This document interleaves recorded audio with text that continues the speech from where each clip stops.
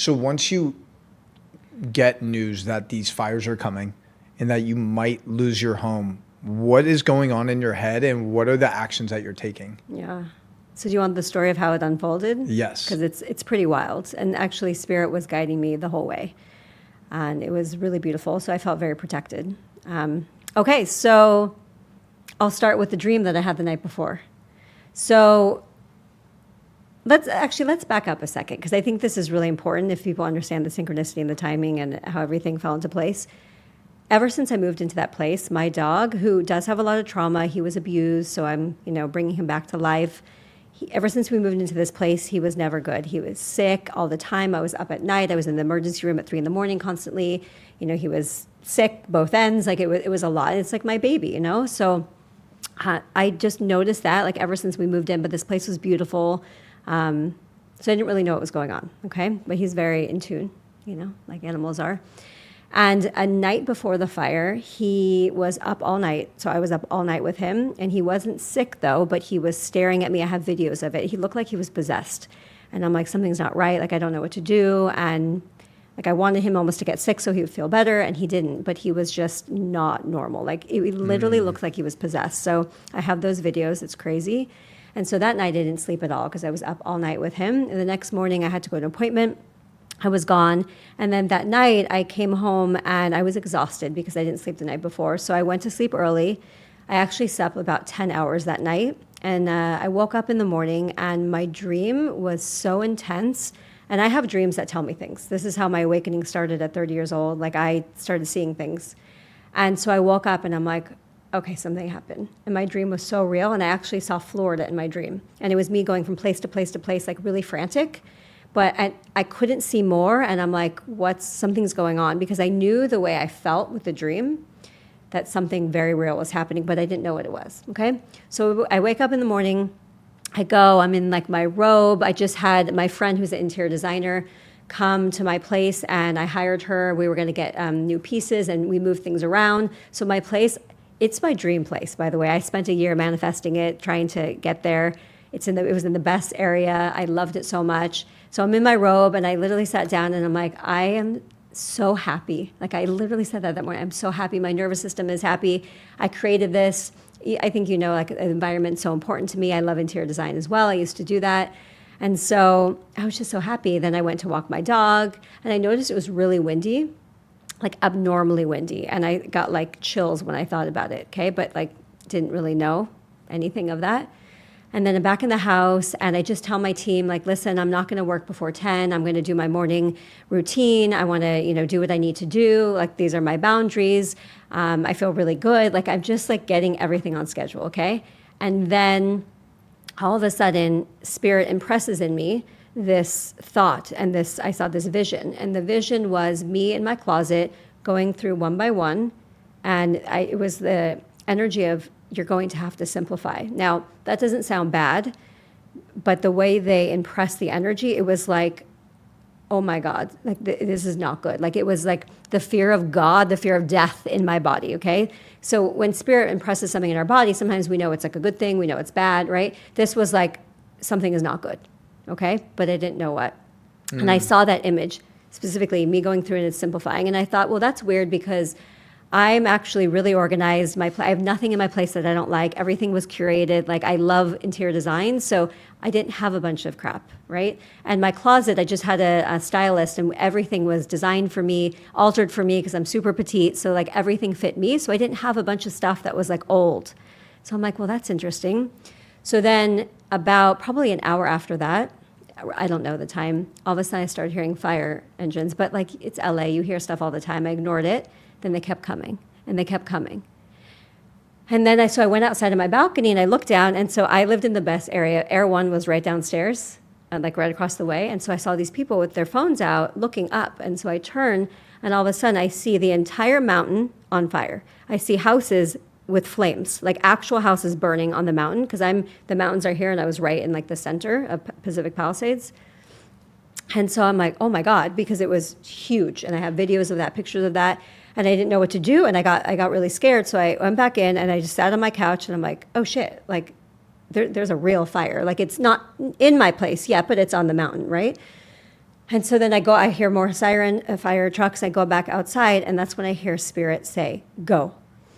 Now, I know for a lot of people, they're like, what does that mean? How does Spirit talk to you? Is it like you're hearing, it's this inner knowing, and it is this, they will use all your senses to get you to go, okay? And so the moment I heard that, I knew, like, there's no messing around. You're like, oh, is that me? Is that my higher self? No. Like, when it comes through that strong, you got to go. So I immediately went in, shut the door. I went and got my dog's medicine, some dog food. I got my like supplements, something like, that I would just take. I mean, I couldn't take my whole like 5 shelves of supplements, but like my immediate stuff. I went and immediately got my passport, my birth certificate. I had money there. I got some jewelry, so I was wearing all this stuff. And I got some jewelry from my mom. And then I started just throwing some clothes in. And I'm going to tell you, the things you take when you're like in an emergency, it's the most random shit ever, okay? Like, well, I got one of this like beautiful blue blouse, and I'm like, I barely ever wear that. Why would I take that? It's so random because you're not thinking. And I say that because I talk to other people, and they're like, they took the most random stuff because your nervous system is just like, So I took the most random things. And then I take, like, out of all my coat closet, I take my jacket that I walk my dog in. Like, it's like 10 years old. It's like comfortable, like pajamas. And that's what I take. Not like any of my beautiful stuff. Because I'm like, oh, I'm running from a fire. I'm not going to wear my Chanel shoes. Like, I'm not uninterested. Do you know what I'm saying? So I just took what's comfortable, 2 pairs of shoes. And then I went downstairs. My garage was 3 stories down. And the fire kept getting closer. And so I went downstairs. And every time I went downstairs, I took my dog, because I was so afraid, because I knew how fast this was going to come. And my soul knew that it was going to hit my place, but like I didn't know. So every time I went downstairs, I took my dog. So I could only take 1 suitcase at a time. It was just me there, right? And I'm just trying to do everything. And my dog is now already a nervous dog, right? Is like kind of freaking out. So I give him like homeopathics. I'm like, hoping that he's okay. Wow. Yeah, and so then I ended up putting 3 suitcases. 1 suitcase just had my amp coil. It's a pulse electromagnetic frequency machine. And I was like, I saw it because it was out on my office floor. And I was like, oh yeah, I'm going to take that. Because I didn't know what to take. Because part of me was like, I'll be back, Part of me was like, oh, I'm overreacting. Like, this is obnoxious, And then part of me was like, no, you got to go. So then I'm going through my house and I'm thinking, oh my God, all my pictures, like all my memories of everything. Like, what do I even take? Like, when you're rushed, like, what do you take, right? So then I'm thinking my pictures. And then Spirit literally says to me, the memories are in your heart. And I'm like, oh my God, the memories are in my heart. I'm like, okay, like no joke, like that's what they said. And I'm like, okay. And then I'm in my closet and I look and I'm like, well, my purses aren't in my heart. So I take my purse drawer of like the really expensive ones and I take them, I throw them in a suitcase, like don't even wrap them. I just throw them all. So I got like 10 of my purses and then I left and that was it. And then it started coming down the mountain, and I am so glad I left when I did, because a lot of people, I left before I was told to evacuate, and I left because of my guidance. And if I would have waited, most people, not most, but a lot of people in the Palisades, they had to run from their cars because it was so, everyone was trying to leave that you couldn't get out of there. And so they had to run from their cars. And I mean, that's so traumatizing, and like this smoke everywhere. So they told me to leave immediately, and I listened. And so it still took me 45 minutes to get to Santa Monica, which was an 8-minute drive, 7-minute drive. But I left early because I listened. And so I know that I was guided the whole way. Like I trusted that. So meanwhile, that night was horrible because we're watching the news. Nobody knows what's going on. It's coming down faster. You're hearing all these things. And I went to my friend's house in Hollywood. So first I was going to go to a hotel in Santa Monica, but then the winds were so bad. And he's like, just come here, get out of there, because I was calling all my friends of like, where do I go? Which house do I go to? And he was one of the furthest. So I was like, okay, I'm just going to go to Hollywood. It's like far away from everywhere else. And that night was horrible. I literally sat there and I'm like, I'm about to lose everything I own. And like, how do you accept that, right? And so I'm like, this is the ultimate spiritual test. Like, or not even test, I don't even like that word, but this is the ultimate spiritual journey of like, okay, you're alive, you have your dog, everything else doesn't matter. And I had to sit there, and I didn't sleep that night. And then I had another dream that night for like, I slept 2.5 hours probably that night. And in there, they showed me a dream. They showed me my building got hit. So I was living in the Village, which is owned by Rick Caruso. I don't know if you know him, but like if you're in LA, you know him. He's a real estate developer, billionaire, and he built the village, and it was beautiful. And so he hired his own fire trucks because, first of all, LA Fire, like they ran out of water. They didn't have enough trucks, right? We're right by the ocean. So, I mean, there's so many things. We could get into that conspiracy. So he hired his own fire team to surround the village because that was his baby. Like, that's the center of the Palisades. And in my dream, they showed me that it got hit and they were pissed, but they were able to get it out. And I woke up and then I talked to my property manager and she got word, because nobody could go there really, because it was like demolished, that one unit got hit and it was my unit. I was the only unit, there was 8 units, and then stores downstairs. One store burned totally down, one store burnt half, and then my unit was the only one that got hit. And when that happened, I knew that, okay, I've been through so much with my awakening, with men taken from me in my life, with Lyme disease, that I trust, and I know that even if you don't like it, you have to accept it. And I knew right away, I was like, this didn't happen by accident, at least my unit. And I said, okay, like there's obviously a plan and I'm not supposed to be here right now, even though I was living my best life, you know? So that's kind of the long and the short of it. I know you're like in shock. It's a lot. Wow. It's a lot, right? And I mean, I could add this.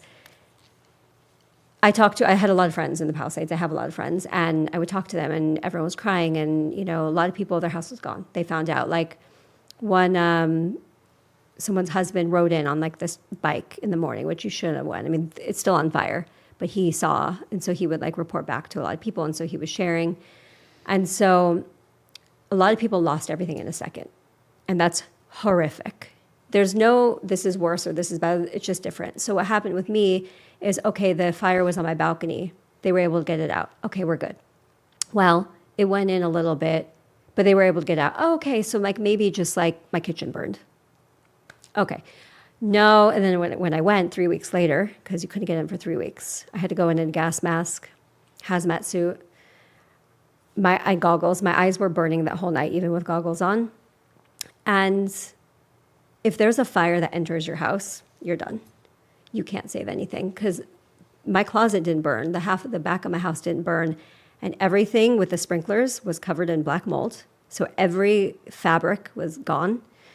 All my books, on my couch, my clothes, some mold, and then, but the smell. You can't get the smell out. So I did take some things. I was like, let me try. So I took some of my really beautiful pieces, like my clothes, like vintage items that I really loved. And I was like, I'm just going to try.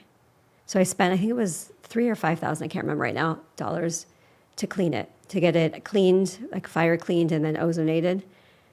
And then they came back and they burned my eyes so bad. In my apartment, I had to put glasses on. I have videos on my Save Stories, and I had to throw them away. So I did videos of people. I'm like throwing my vintage Chanel, my Dolce & Gabbana. And again, I'm not like, labels don't matter. It doesn't. It's just that I loved these things. They were expensive, and I'm throwing them down the trash chute because I couldn't wear them. So I ended up wasting more money, but I'm glad I did it, so I know. So the whole point is, at the end of the day, I think I got some crystals that I cleaned off. They're probably still toxic, but I cleaned them. I got a vase that I cleaned. There was 2 pictures and a cubbyhole in a closet that was like back and hidden, so it didn't burn. And yeah, that's it. That's it about. And there might be a couple other small things, but everything is gone. Oh, so man. anyways, just wanted to share you. So my roller coaster was up and down. Like I didn't know for a month if I had anything. And then at the end of the day, I didn't really.